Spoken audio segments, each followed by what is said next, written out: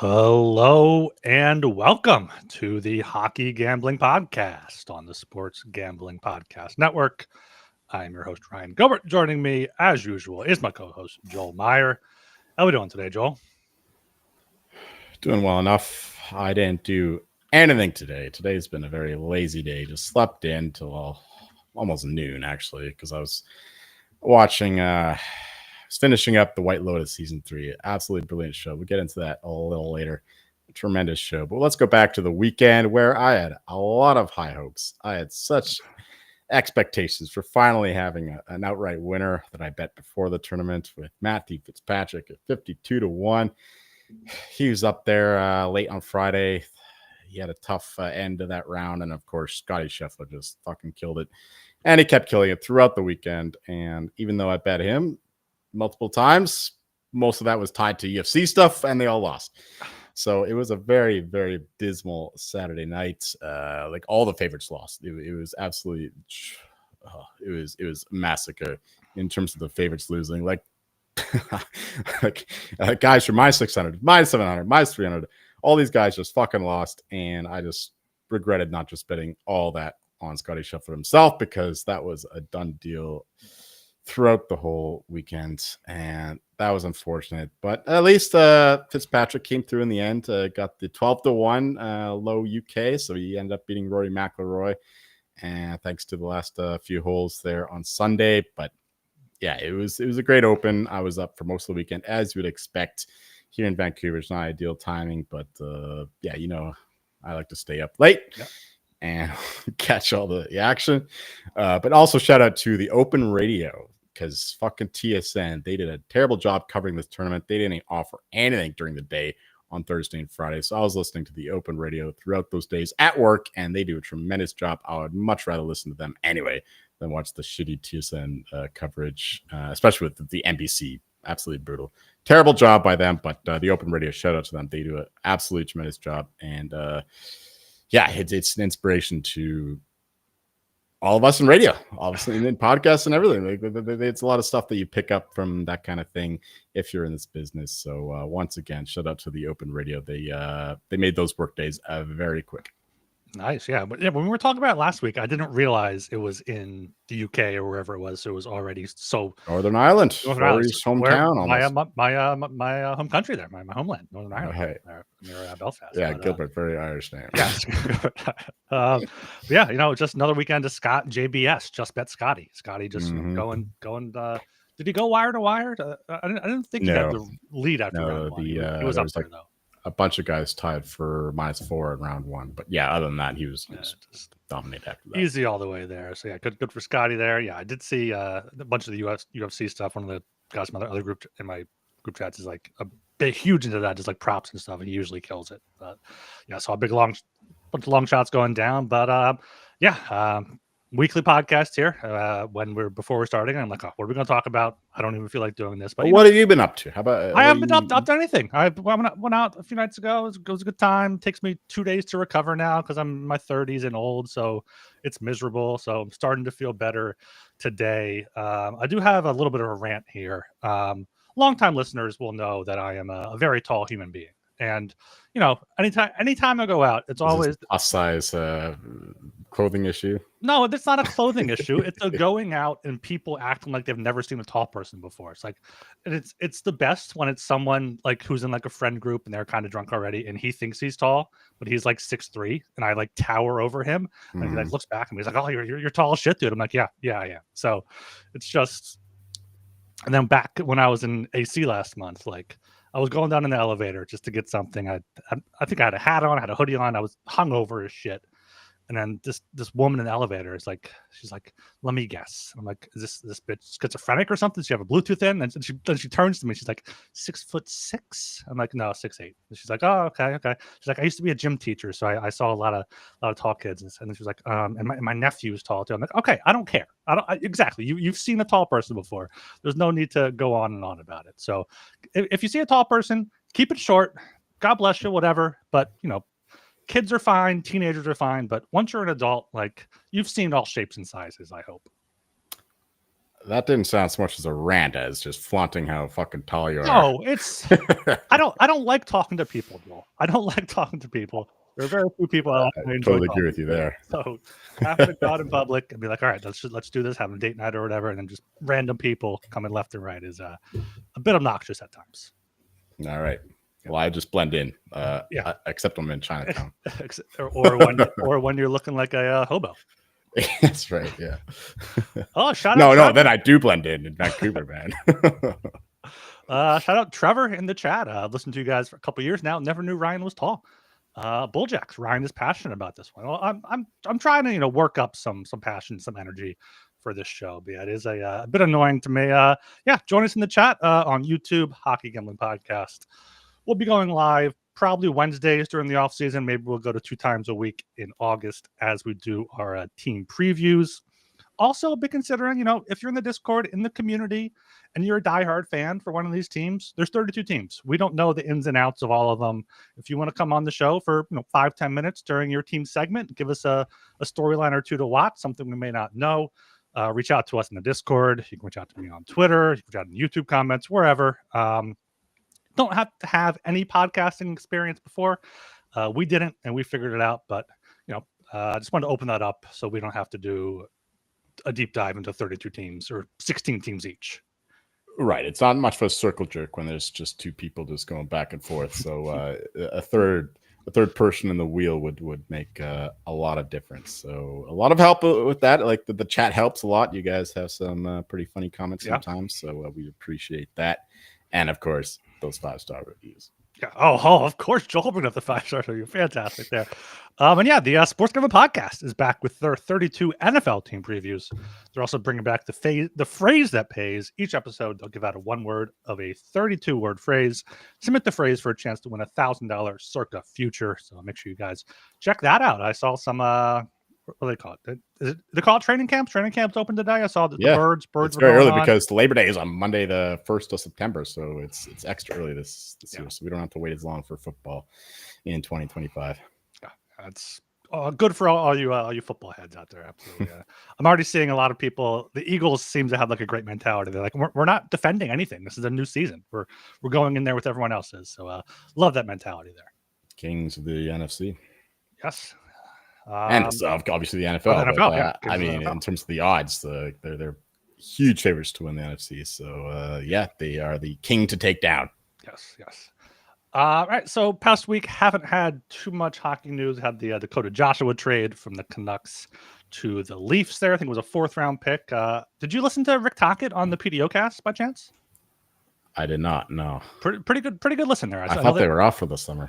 No, they apparently have like a series where I don't know if they're doing them like now. Drance on there? Whenever they're doing them, it was Drance and Dom, and I'm assuming Drance is the one that got him on there. But they had one with him. They had one with, I think, Utah's GM came out a few days ago. They had one with like an agent. They're doing like a bunch of stuff inside the game. So a lot of good stuff to listen to there. He was given Joshua high praise. So what did you think of the deal? Yeah, it's a very good deal for both teams, I think. Well, it depends on what the Canucks do with this cap space, which is obviously the reason why they shipped him out for such a low price, because I would say that Dakota Joshua is worth more than a 4th-round pick, but they just needed to free up the cap space, and the Leafs snapped them up. Good add for their 3rd line, most likely. Add some physicality for them, and we'll see what the Canucks do with that cap space. They're still looking for that number 2 center. Apparently Mace McTavish is now clearly on the market. Marco Rossi's still out there. These young guys who are not beloved by their teams right now, at least in terms of signing long-term deals. So those are the options right now that the Canucks are looking at, and we'll see what happens going forward. So you can't just judge this trade in a vacuum. You need to know what they do with that available cap space and the 4th round pick if it does indeed get dealt. And it's only like what 2027 4th round pick, I'm pretty sure. So it's very limited return for Dakota Joshua, who was very good 2 years ago, but last year, of course, losing his one of his balls to cancer, unfortunately, didn't have the best year. But I do expect him to play well for the Leafs there. So good pickup for the Leafs, and we'll see what happens on the Canucks side of things.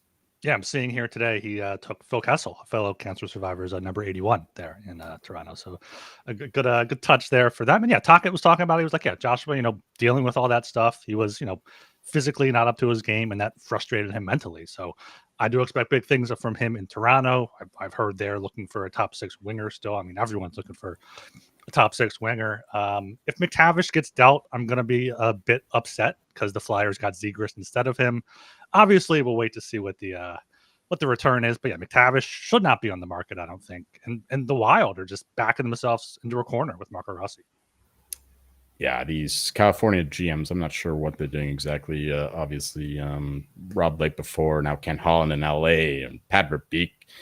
It's very confusing stuff they're doing. The Ducks are getting older, and they're shipping out their young talents. I can understand shipping out Zegras if he doesn't fit in with Quenneville's system, but Mason McTavish, I think that this guy is a linchpin of a future cup winning team, considering what he did in juniors, considering what he did in the World Juniors with Canada.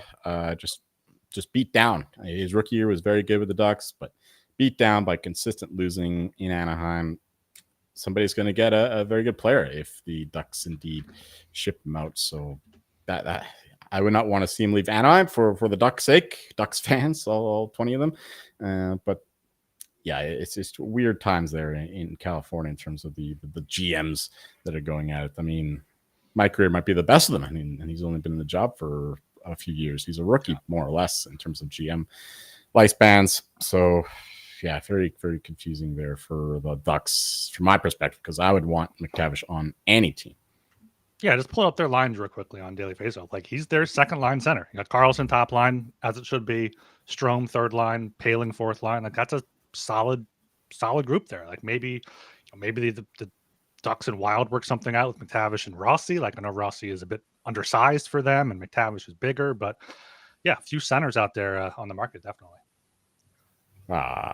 No, that's the opposite of it. There's no centers on the market. That's not problem. On the market, no, but on the trade market, and like it's I guess available-ish on the block, I should say, not on the market. Sure. I mean, It's desperate times because everybody wants a second line center, but nobody wants to give them up, and everybody thinks they're going to be good. So you know what's going to happen? Mm-hmm. It's going to be the best trade deadline in years and years, because finally the teams that are bad are going to realize that they're bad, and all those teams that are actually good will be buying them up. So it's going to be an active trade deadline, the best in a long time, I think. Or maybe not trade deadline day, but at least the week leading up to it will be phenomenal. That's my prediction for this, because there's a very dismal, boring offseason, but in terms of the trade market in season, I think it'll be very active, as teams that are losing will want to ship out their assets when they realize that they don't have a fucking chance. Yeah, I could see it even happening like earlier in the year. We saw a few decently sized trades, happening like November, December. Like, once these teams realize, all right, this isn't working. Let's do something here to see if we can salvage something. Like, yeah, this rising cap should hopefully make it a lot more exciting with the trade market. And then, I mean, I've been looking at next year's free agency class. Not all the guys are going to get there, but there's some great UFAs, there's some great RFAs. Like, I'm licking my lips as a Flyers fan. I'm ready for Danny Briere to go out and get some of these guys. Get Connor McDavid. Get there's an RFA out there that I forget off the top of my head, but he's like a really good center, really young center. Might be Carlson in Anaheim. I forget, but yeah, a lot of good guys out there next offseason. Leo would be up for, because he's had a couple of years already, and only one more year to make him eligible for RFA. So yeah, it's going to be a fun year in terms of the trade suspect, because I think it's going to be a wild year in terms of the in-season trades. Yeah, you have all these insiders being like, oh, watch out, it's going to be trades this offseason, trades at the draft. Haven't been too many. I mean, I understand. No, because everybody thinks they're good. Everybody thinks that they have a chance, but they don't have a chance, a lot of them. No. So once the wheat is separated from the chaff, then we'll see the best of the chaff go to the best of the wheat. That's a fantastic analogy there. Yeah, it's also their job. It's like their job relies on clicks Oh, and yeah. getting information out there. So, and that's just the world we live in now. Few other re-signings before we go to our first break. Gabe Vilardi, 6 years, 7.5 in Winnipeg. They needed to get that done. He had to stay there long term. And then Lucas Dostal. I don't think we did think that happened last Thursday. Didn't talk about that. That was a 5-year deal, 6.5 million. And then yesterday, Capo Caco, 3 years, 4.5 in Seattle. Yeah, the stall deal I thought was a little rich, but considering what he's done the past couple of years, backing up John Gibson, actually more or less taking over the starter role in a lot of respects, that makes a lot of sense considering the numbers he's put up with a terrible, terrible team in front of him. So, do you know how old he is? I just looked up how old he is. It's a bit surprising to me. I would say 27. Oh, he's 25. 25. I thought he was younger than that, honestly. I thought he was like 23, 24. No, man, these goalies they develop late, right? Take a while. Yeah. His save percentage, I mean, you said it, the Ducks haven't been great, but 903, 902, 901. I guess they see a lot of good stuff there. Yeah, he was one of the best in terms of like the goal save I expected, especially earlier in the year and before he got tired out because he's taken such a load of shots against, how the Ducks play. So, yeah, good deal for him. Kako, he had a very good half season with the Kraken after getting him from the Rangers. So we'll see if he can finally realize his potential as a former second overall pick. So I thought that was a good piece of business for both sides, just the 3 years. So he still has another chance to make a big payday if he actually performs in the next 3 years. And the Seattle gets like another mid-level player like everyone else they have on their roster. So yeah, it fits in with both teams. But yeah, I don't know. Seattle is just they're not. I'm not high on them, as we'll get into later. I think Seattle is the perfect team of what you're saying. Like they think they're good, but they're not. They just have a bunch of mid players that they have 3 solid second lines maybe like that, but they don't have any player to really take them over the top. Yep, definitely a team that should bottom out, sell their assets while they still have some value. Yes, like Beniers, right? They didn't they get Catton too, and they got another center in this draft. They get O'Brien this draft. No, I don't think it was O'Brien. Was it? Well, who's the other guy? The Flyers. Oh my word, Jake O'Brien. It was Jake O'Brien. Okay, fair enough. Okay. The draft is just once it's over, I just fucking flush it. Yeah, I've been trying to go back and look at some like scouting combine stuff to see where like the Flyers guys fell. But yeah, besides who the Flyers took, I don't care. Don't care. Really. Right. All right, let's get to our break here. We are brought to you by Circa Million and Circa Survivor, the world's greatest sportsbook. Circa Las Vegas is hosting the world's biggest pro football contests. Circa Million, Circa Survivor, and Circa Grandissimo with over $21 million in guaranteed prizes. You can't call yourself a true DGen if you're not competing in the Circa football contests. Come hang out with SGPN at the Circa contest weekend, August 21st to 23rd. For an amazing weekend, including live shows and open bars. Plus, you can get 15% off a stay at the Circa with promo code SGP15. The contests are open to everyone. Sign up in Nevada and play from anywhere with the help of SGPN's official proxy. Go to footballcontest.com and use promo code SGP to get $50 off your proxy fees. And of course, we still got Underdog going on. Underdog Best Ball Mania is happening all summer long, giving away $15 million in prizes, including $2 million first place. No waiver wire, no arguing about trades. Best Ball is the best way to play fantasy. Underdog is also a great place to play Pick'em, where you can win up to 500 times your entry. So sign up with promo code HGP to claim your special pick and first-time deposit offer up to $1,000 in bonus credits. That's UnderdogFantasy.com. Promo code HGP. All right, let's get our segment of actual hockey gambling talk out of the way here with look at division by division, what teams we might like, what teams we might be fading here. Joel pointed out before we came on that regular season point totals are also out, so he's going to sprinkle some of those in. But let's just start here with the Atlantic Division. We mentioned the Bruins last show at 60-1 all the way down there. Got Panthers 260, Lightning 360, Leafs 390, Sens 850, Canadians 18-1, and I think that's the only teams really potentially worth betting. Bruins. Looking at how they finished last year, 76 points, but they were a team that got to the deadline, knew they weren't competing, sold off, and tanked. That's how they should be, and they have that top talent. So who are you looking at here in the Atlantic? Well, you won't be surprised to hear that once again, I'm high on the Montreal Canadiens, but we need to look at this division as a whole. And we start with the favorite, of course, the Florida Panthers. We know that they are not exactly they're not motivated to win this division. We saw that towards the end of last season where they're just resting players. Like what? The last couple of weeks, they're just like resting players, and the whole Kachuk thing. They're not going to rush him back for the playoffs. And of course, there's the whole cap issue in association with that. And yeah, the Panthers are clearly the best team in this division, but I'm not sure that they're going to be motivated to win the division. So I would say that it's tough to call them false favorites in that respect, but I certainly wouldn't be betting them, at least not at this point. I would make the Lightning the favorites, given the fact that the Panthers are where they are. But I'm still not going to be betting the Lightning at plus 360. The Maple Leafs now, who's going to know what they're going to be like without Mitch Marner? Did you know that Mitch Marner is the 5th highest point scorer in Maple Leafs history? Really? And they kicked the shit out of him, out of town. Yeah. Throwing beers, jerseys at him and his final shift there against the Panthers. Now, yeah, it's going to be a totally different team there without him. Who knows what Matthew's going to play like? Who knows what that second line is going to play like? I do like what they've done in the offseason, but I'm still not going to be backing them to win the division. Ditto for the Senators, plus 850.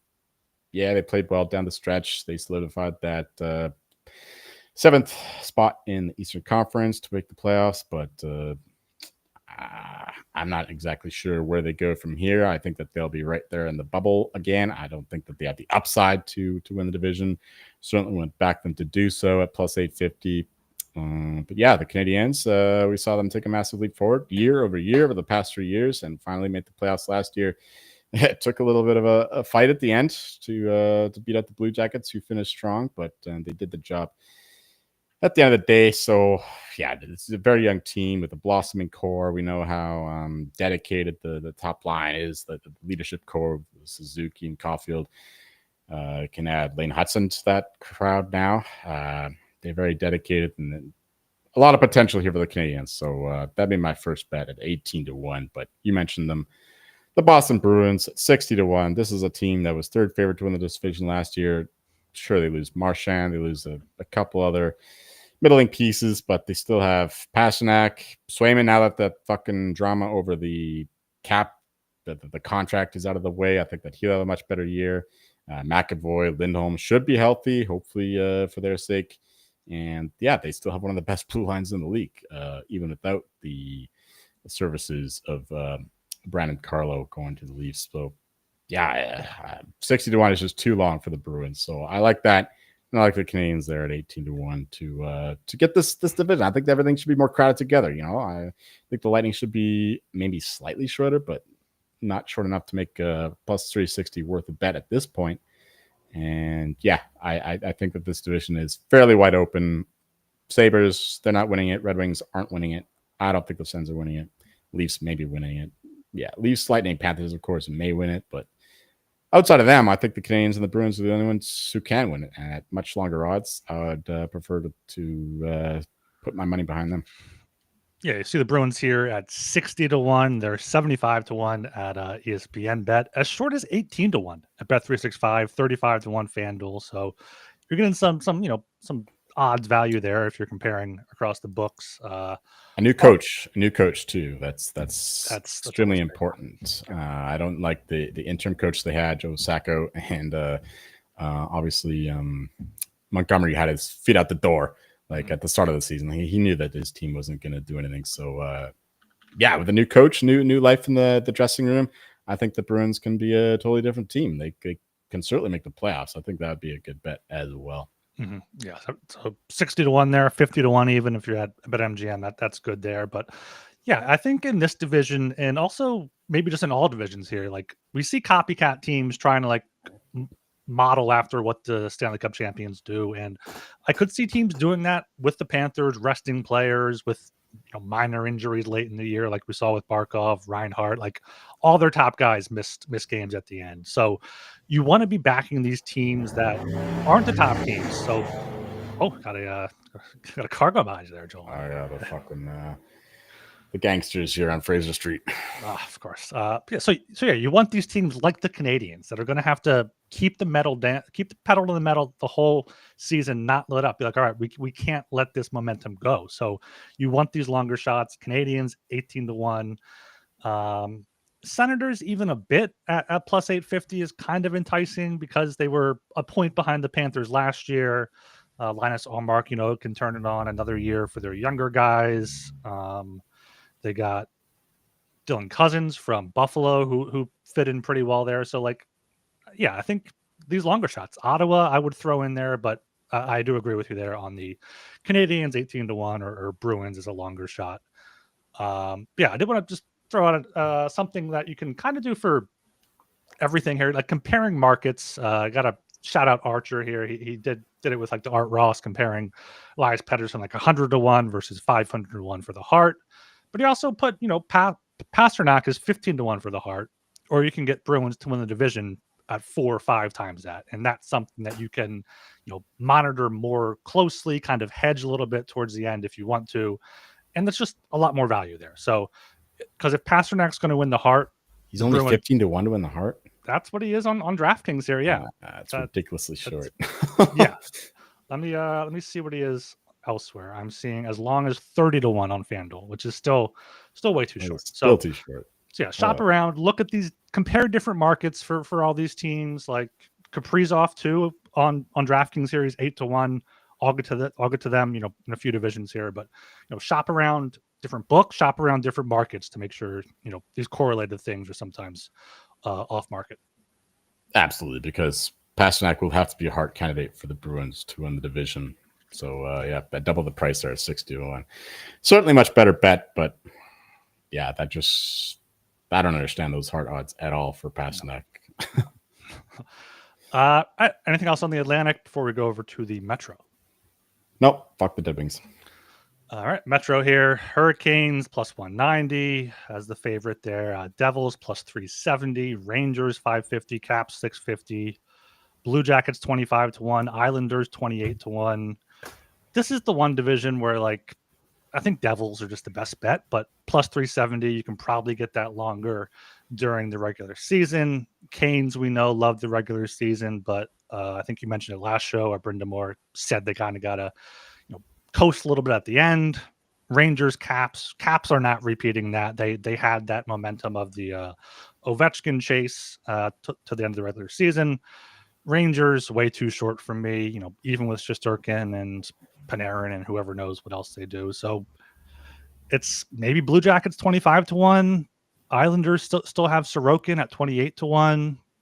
Flyers aren't going to win it at 40-1, and then Penguins are outwardly selling. So this is the one division where I don't really have too much of a long shot here. No, for good reason, because there are only 2 teams that can win this division. It's the Hurricanes or the Devils. And my only bet, I've already made this bet, is the Devils to win the division. As you would expect, longtime listeners know that I'm a big fan of this team. I love what the GM is doing. I love the Hughes brothers. This team is like the Avalanche 2.0. They just haven't clicked yet, but it'll take time. They'll get things going. Need to figure out all the little things in order to make themselves a playoff team. But for the regular season, I think the Devils can make inroads here. Hopefully, Dougie Hamilton can still play at a top level. He's had some injury concerns for the past few years, and as he gets older. But they still have a stacked blue line. Hopefully, Simon Nemec can make another step forward. But yeah, their blue lines are absolutely stacked. So even if Hamilton takes a step back, even if he gets injured, I think the Devils are fine. But they can't have another Hughes injury, because without Jack Hughes, their offense just fucking dried up in the last third of the season, and they are totally stifled against the Caps, or the Hurricanes rather, in the playoffs last year. So still, back in Jack Hughes to stay healthy, I think the Devils are the play at plus 370 there. I think that should be far closer to the Hurricanes. Hurricanes, they should know by now. If they're supposed to tag themselves as the Panthers 2.0, like, oh, we play the same way. This is what Rob Brindamore says. Then maybe you take a step back in the regular season. You don't exhaust everybody for meaningless games against the fucking Blues in February. So hopefully they take us back that kind of advice from their superiors in the Florida Panthers. But I think the Devils are still out for blood, and they're the only team that I can see winning this division other than the Hurricanes. So that'd be the bet I'd make. It's the bet I already did make. So, yeah, once again, we are hailing Satan, and we're going with the New Jersey Devils to win the Metro Division. I have no faith that anyone else can win this division. It would take something miraculous for us, a team like the Blue Jackets or the Islanders, Flyers, Penguins to win this. Capitals, I guess, considering they did it last year, but I wouldn't back it happening again. Certainly not at plus 650. So, yeah, Devils, I think, should be joint favorites with the Hurricanes. Yeah, Devils last year, 91 points, 8 behind the Hurricanes, 20 behind the Capitals. But yeah, they had a ton of injuries. Pesci missed 10 games, Luke Hughes 11 games, Jack Hughes 20 games, Heischer 7, Hamilton 18, like Siegenthaler missed 25. The goaltending, Markstrom was absolutely brutal. Markstrom was Jake bad. Allen was helping them out. Jake Allen was the savior, savior. So, injuries are always going to be a risk with any team, but yeah, Devils here, I think it should be the favorite in the Metro. All right, let's go over to the Central Division. You got your Avalanche favored 225, Stars 270, Jets at 6-1 is kind of interesting to me there. You got the Wild 10-1. I like that. And then these longer shots: Blues 13, Mammoth 14, Preds 33. If they can have a bounce back year. One more thing on the Devils, though. I'm seeing Jack Hughes for Hart is 40-1 on FanDuel. So that is how I would bet the Devils if you're looking to do so. With longer odds. Jack Hughes, Devils are second favorite to win the division at 40-1, and Pasternak is 30-1 at best. Bruins are 6-1 to win the division. Doesn't make any sense. No. I'm already on the Jack wagon. We're jacking off Hughes and Eichel, of course. Those are my two hard bets. Spoiler alert for any future shows. But yeah, I think the Jack Hughes is absolutely a bet for the heart. Makes a lot more sense than fucking Pasternak. Yeah. So here in the Central, I mean, we talked about it last year. I like the Wild here at 10-1, 9-1. They were one of the best teams in the league last year when Kaprizov and Joe Arsenault were healthy. Even with them missing time, they had 97 points. Don't think Winnipeg is getting 116 again. Could see Dallas, Colorado, being in the mix there, obviously. But if you're getting 10-1 for the Wild, I think I'd take that. I mean, Blues 13-1. They were 1 point worse than Minnesota last year, but I just think the upside is so much higher for Minnesota as long as they can stay healthy. Right. This division is interesting. Once again, we have a couple of the old tyrants, the old kingdoms who are towards the end of their reign, I would say, with the Avalanche maximizing the deal on the Makar contract. Once they have to pay him, they'll have to expend further assets to maximize the McKinnon window, which is drying up as well. Landeskog being there is a massive boon. So this is like all in for the Avalanche. So I understand the Stars open up as a favorite in this market. I can understand the movement for the Avalanche to creep up there to take the lead. Makes a lot of sense to me. I think the Avalanche will be very good this year. This is an all-in season. I think they have 2 more years left in the Makar deal. So yeah, it's this year or the next for the Avalanche to do something. So yeah, we've already seen them make moves for Coyle and Miles Wood getting those out the door. So there's something brewing there in Denver in terms of doing something down the road. So we expect something going on there. And I expect them, they are the rightful favorites there. But down the board, the Jets, not interested at all. I think that they're fraudulent. They're largely sustained by their goaltending and the defense. But yeah, losing Ehlers is big. I know he's hurt for a big portion of the year last year, but they certainly suffered defensively without him during that stretch. So yeah, certainly out on the Jets. The Wild, I'm interested in. Maybe not to win the division, but certainly the point total to make the playoffs kind of thing. I think that they will be 3rd seed, 4th seed kind of thing. Blues, losing Bolduc is a problem, but again, these young guys are coming up. I just still worry about their blue line. So not the Blues for the division. But the only bet I made is the Mammoth, of course, to win the division. 14-1 is the best price at the moment. But this team is a massive upside, very young team, very promising head coach. I think this team could take massive steps forward and possibly win the division. It'll be tough considering the top of the line there with the Avalanche and the Stars, but I think the Mammoth have every possibility, every opportunity to be in the top 3 in this division. So 14-1, I think is an okay bet. I mean, the Preds 33-1. I love their coach as well, and I think that they certainly underperformed last year. Roman Yossi's bad. Wonder if age has caught up to him. UC Saros is bad. He's also getting older, but I do think that they'll rebound considering they still have a lot of talent on the team, a lot of depth, a lot of young talent coming up through the ranks. So the Preds there at 33-1 is also a little bit interesting. And the Blackhawks, I'll give you 250,000 to win if you want to bet them to win this division. Yeah, I was looking at some of these teams' lines because I forgot the Wild signed Tarasenko. He's expected to be their second line winger there with Marco Rossi if they keep him. And then the Jets. Do you know who their second line is? No. Cole Perfetti, your boy, with Jonathan Taves and Gustav Nyquist. Jonathan Taves. That's a massive risk there, putting him as your second line center. Yeah, they could really bottom out. They could prove to breed true frauds after having the. We need a comeback player of the year market though in the NHL, just for the race between Jonathan Taves and Gabriel Landeskog this season. Yeah, isn't there? I think there's someone else, or maybe it's just those two. I don't know.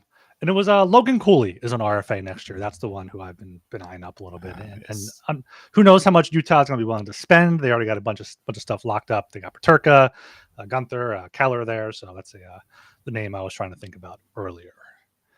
For the Wild, like Kaprizov, you can get similar odds for the Hart, 12-1. I'm not sure what Gustav. He was the favorite, if you remember, in the first third of the year. He was a little bit. I was like, you know what? He can't do it the whole year. He's going to get hurt. And then he got hurt. Yeah, he was there. Gustafsson had good cash out of value on that. That's why I'm high on the Wild, right? Because they were one of the best teams. I think they were leading the division at that point in the season, and then they lost Kaprizov, and the goaltending sucked after that. And so I think the Wild would be a team to watch in the regular season. Not for the playoffs, but I would be very surprised if they don't make the offseason this year. Yeah. Postseason, rather. Yeah, let's go to our second ad break here before we come back with the Pacific. We're brought to you by MyBookie.ag. MyBookie is your place to bet on every sport, including the MLB, WNBA, golf, and, of course, futures. MyBookie accepts customers from a ton of locations, easy deposit, and lightning-fast payouts using crypto. Head to MyBookie.ag, promo code SGPN, for a 100% deposit match up to $1,000. Terms and conditions apply.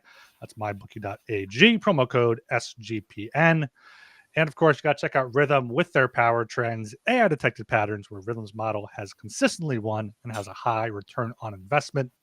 Power trends are updated daily and exclusive to Rhythm. No touts, no noise, just clean data-backed bets. MLB Power Trends have a win rate of 63% and a return on investment of 4.5% in their past 400 bets. And the WNBA, 63% win rate with a 20% return on investment. So download the Rhythm app, check out Power Trends, and start betting smarter. You know we'll be. Get your 7-day free trial, sportsgamblingpodcast.com/rhythm. All right, going over to the Pacific Division here. You got the Oilers as favorites, plus 190, Knights 250, Kings 470, and then you got your Canucks down there at 15-1, and your Ducks at 55-1. So, what do you got here? Yeah, this is an interesting division, but once again, I think we got to go with the favorites here. Plus 250, you can still get on the Knights. That's a hammer bet. I think the Knights should be favored. I already bet the Knights at around that number. They are favored. Most books 155, 170. Yes. This is a bet 365 special. I don't think that's live either. I'm pretty sure I checked that number earlier. But anyway, I'm on the Knights more than 2-1. After that, though, it's tough to call. I would certainly rather bet the Ducks to win the division than Quenneville to win Coach of the Year, considering all the baggage that he has. That's always going to be the talking point in that market. But after that, I'm not interested in anyone. I think the Knights should be ahead of the Oilers. So that's really all it comes down to in this division. Yeah, we would just bet the Ducks make the playoffs. I think that's a decent bet there at north of 4-1. What did you get their point total at? I haven't bet the point total yet, but I think that Really? they're a highly volatile team, right? So I'd rather just bet them to make the playoffs than worry about the point total, because their point total is fairly high. What's like 84.5. I'm seeing 80, here. yeah. They had 80 points last year though. So yeah, but I don't love the moves. I don't love Chris Kreider, Jacob Trouba coming in, the losing Zegras, possibly McTavish. So I think they're just highly volatile. So I'd rather just bet the Ducks to make the playoffs, because if they're going to be good, they're going to be really good. Yeah, Pendle coming in. Plus 250 or better to make playoffs is the way to go. Yeah. Only plus 250? No. Well, that's what I'm seeing here at DraftKings. Like that's better than taking the point total, I would think. Yeah, still better, but I would rather look. That plus 250 Vegas is live on Bet365, by the way. Really? Okay, that's a bet, because that'll definitely come down as you see the rest of the market. Ducks plus 375 on Bet365 to make the playoffs. There you go. That's more like it. That's more like it. Yeah, because I expect the Flames to come down. I already bet the Kings point total under. I bet them to miss the playoffs, because everybody is talking about the Kings being bad. So this is just 101 CLV shit. If everybody is talking about the shit talking the Kings, they're gonna come down in terms of these odds. So if you want to fade the Kings, now's the time. I've learned my lesson fading the Kings. I'm not doing it again. So they'll probably suck this year. Oh yeah, they'll finish in wild card position and lose the Oilers for the 5th straight year, no doubt. But I'm still doing that, because Jim Hiller, I think, is a useless coach. And at least in the crunch time. To be fair, the Kings have been a very good regular season team over the years, but Kopitar's getting older. Doughty's getting older. Now Kopitar's final year, I saw possibly. He doesn't have plans on re-signing. Yeah, I wouldn't be surprised. Now they have Dumoulin and Ceci in there on the back end. Certainly lose some speed on the back end.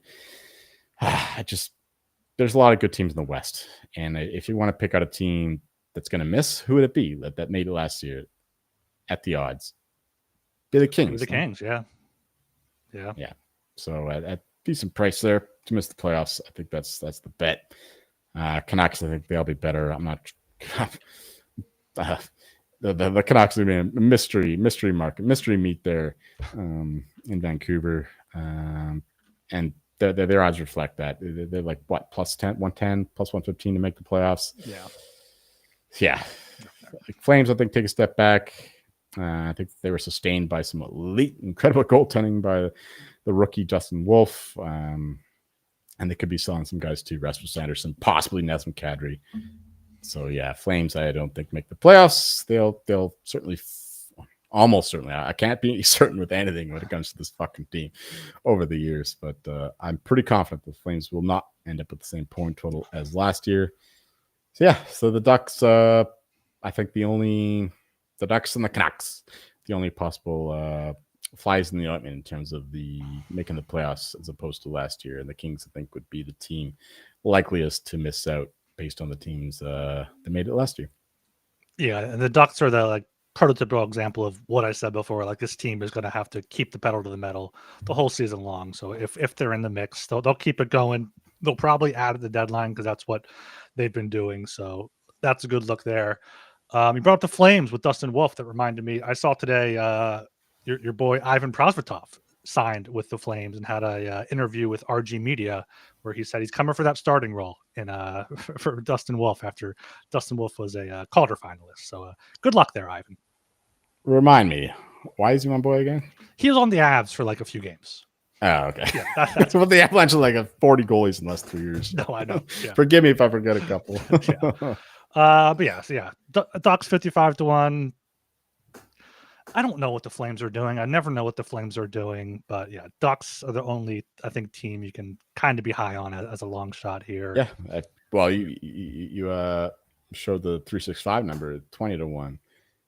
Not like 365 is a market making book, but that shows the difference in this market. Certainly, I won't bet that 20-1. But no. Yeah, if you're high in the Ducks, I'd rather bet that than at 55-1 than Joel Quenneville to win the. I can't wait to get into Jack Adams because I have a lot of thoughts about that, but we'll save that for another show. Yeah, we'll save that for another show. I did see that there's plenty of interesting markets up on DraftKings. Teams to score the most goals, fewest goals allowed. The Jennings Trophy's up there. Selke's up there. I was just looking on FanDuel. They have a Austin The Matthews. Jennings They market. have the Jennings on DraftKings. Yeah. What's that again? The lowest team save percentage or lowest team or best team save percentage or goals against average, right? It's got to be the best. Yeah. I can't see them rewarding the worst. Well, no, it's not the worst. I forget if it's goals against. Yeah, fewest goals against. So it's kind of the same thing as the team fewest goals allowed. Whatever. Something to bet on that. That's an interesting thing. Another good market for us content creators. Hashtag. Yeah, and I saw FanDuel has a head-to-head Mitch Marner versus Austin Matthews regular season point total. So that should get people talking. Yeah, I bet Marner there. Well, I think I saw Marner's like minus 140, minus 142, and Matthews is plus 114. So it's not quite a pick 'em there. Just points? Head points, yeah. Certainly take Marner there. Well, I'm sure the max, like the limit's probably like $37 or something. Yeah, that's what they do. But yeah, that's what it always is for these fun bets. All right, any fun bets you got for the weekend coming up? Oh, I guess we could do a CFL update. Unfortunately, our Montreal Alouettes quarterback, Davis Alexander, already pulled his hammy. So RIP any most outstanding player bets. We bet those early in the year. We thought we had a chance still with him coming back early on, but those are probably dead. So, and yeah, the Alouettes have some competition, I guess, with the Ticats for the East, but I still think that they come through in the East. So that's still the bet for me. Alouettes to win the East, but yeah, the West is fucking stacked now. The Stampeders proving themselves to be an absolute force. I faded them last weekend to my regret while it got skinnier. They killed the Blue Bombers even when Zach Lars was still in the game. But fortunately, Zach Lars is going to come back healthy, and I bet him at 22-1 to win most outstanding player. And yeah, I think the Boomers are still a very good team. I'm still not buying the Stampeders. I know they have an excellent defense, but they've been propped up by a lot of turnover luck. So, yeah, it's tough to make these bets in the West because even the BC Lions, our BC Lions, are a factor with if Nathan Rourke stays healthy. Great receiving core. They get the defense pulled together. The coach figures out the offense. Yeah, for this weekend though, we're going with the unders. My pal Gorgon has been on this for a little bit. CFL unders, not exactly the most appealing bet considering how these fourth quarters typically go in this league. A lot of garbage time, a lot of like random comebacks, so it's tough. But the plan is to bet the full game under and then just bet the second half over is the general strategy. But I did bet the Hamilton Tiger Cats, BC Lions, under 55.5. I might be at this game. We'll see what happens there. And Elks, Rough Riders, under 54 is an okay bet as well. I think again, this is very much a first half under, second half over kind of thing with the Elks, the garbage time heroes with Trey Ford. He's like the Kyler Murray of the CFL, and he'll do his damage there in the fourth quarter to get some garbage time points and push it over the total. But yeah, if you just put the full game under, you have something to work with at the first half. That's the plan of action in the CFL so far. I don't have any real future takes. Yeah, if you have 365, they have plus 850 boosted for the Blue Bombers to win the Grey Cup, which I think is ridiculous considering how this team is always in the mix. And the problem is that they're in a very competitive West, but the number is just too long. Very, very volatile market. Like the Stampeders now all of a sudden like second favorites to win the Grey Cup. So I don't agree with that. We'll maintain this CFL updates over the next month or two as we wind down this offseason. But yeah, just a lot of fun. If you guys don't watch the CFL, you should definitely tune in, especially if you're missing football. If you want an appetizer, get that CFL calamari in before the main dish of the NFL and college football.